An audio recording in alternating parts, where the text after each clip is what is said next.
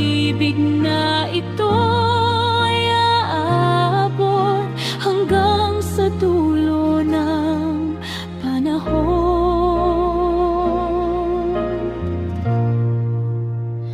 Ngunit ang tadhana'y may sariling landas, isang sandaling nagpabago sa lahat. Ang dating masayang awitin naging himig ng tahimik na pagluha. E dumuntik na sanang maging tayo, muntik nang mabuo ang panghabang buhay. Ngunit isang maling desisyon ang unti-unting sumira sa ating mundo. Nang dalhin mo ako sa isang liblib na lugar, doon nagsimulang magbago ang lahat, kasabay ng paghubad ng ating mga pangarap. Unti-unti ring nawala ang ating bukas.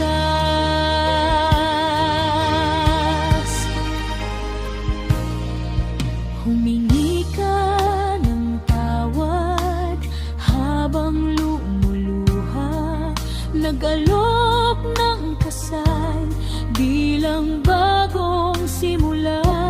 Ngunit ang pusong sugatan ay natutong tumindig at piliin ang landas na nararapat. Hindi dahil wala ng pagmamahal, hindi dahil nakalimutan ang kahapon, kundi dahil may mga bagay na hindi dapat isuko. Ang prinsipyo, dignidad at dangal.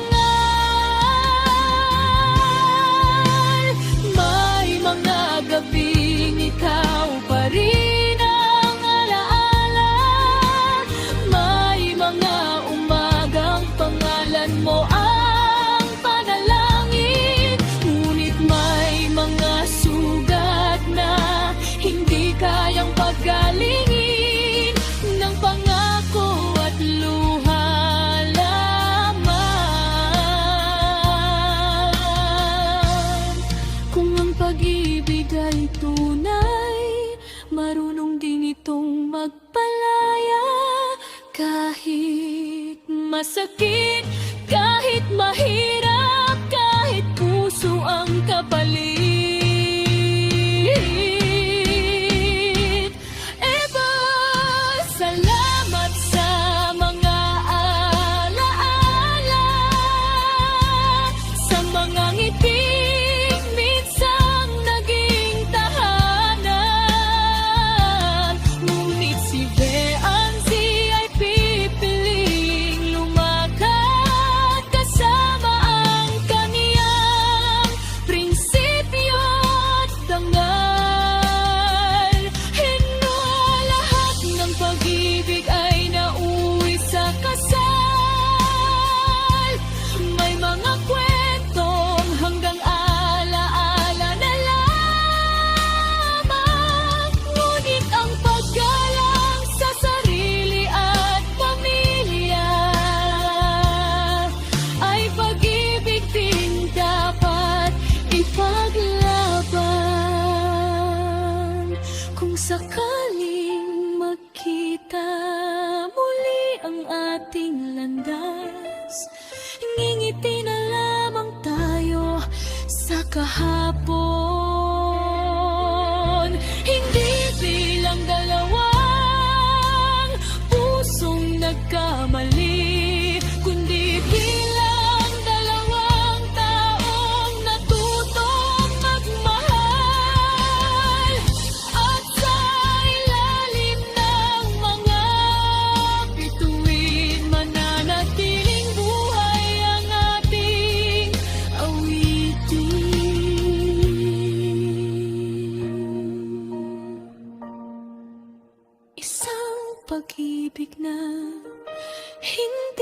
naging walang hanggan, ngunit nagturo ng prinsipyo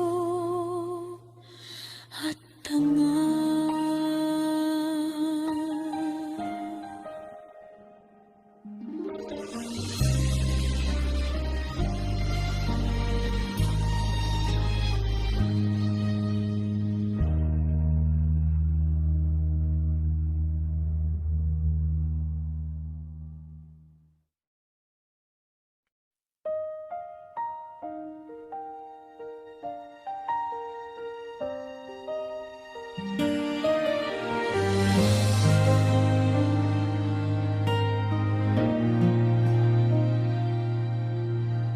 Muntik nang mabuwa ang ating pag-ibig,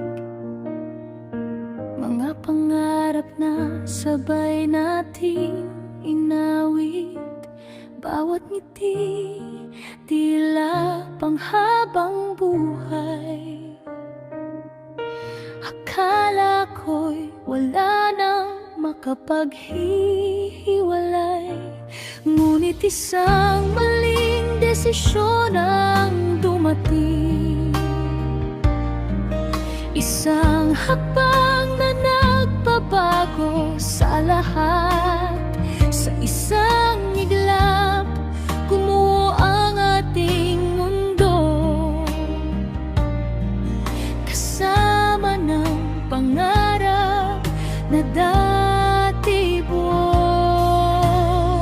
Maraming pusong naniwala sa atin, maraming fans ang nasaktan at nabigo. Hindi nila inakalang ang isang desisyon ang siyang sisira sa ating kahapon.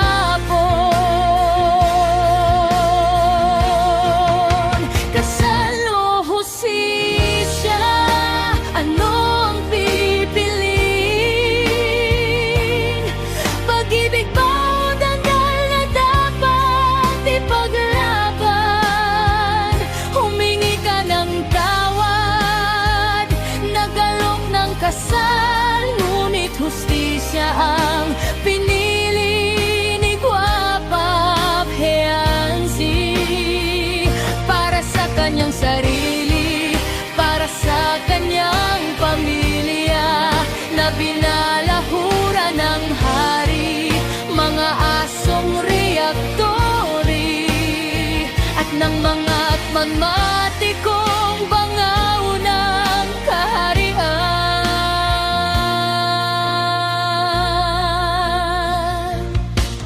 Dinala mo siya sa liblib na lugar, isang hakbang na naging simula ng wakas. Hindi lang puso ang iyong nasugatan, kundi tiwalang minsang buong buo. Sayang, minahal ka na, ngunit naging kampante ka at panatag. Hindi mo nakita ang unti-unting paglayo, habang ang pag-ibig ay tuluyang naglaho. Tiwala nasira, respeto naglaho, pagmamahal nadurog sa isang maling desisyong ginawa mo. May mga sugat na kayang pagalingin ng oras, ngunit may mga sugat ding hustisya lamang ang makapagbibigay ng kapayapaan.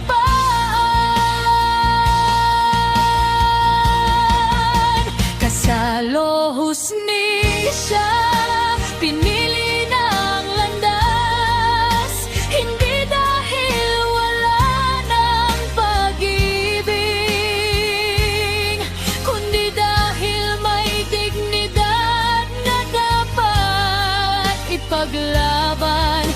Isang iglap na durog ang lahat. Tiwala, pagmamahal at respeto, dahil sa maling desisyon mong hakbang, ang dating magandang kwento ay naging isang tahimik na paalam.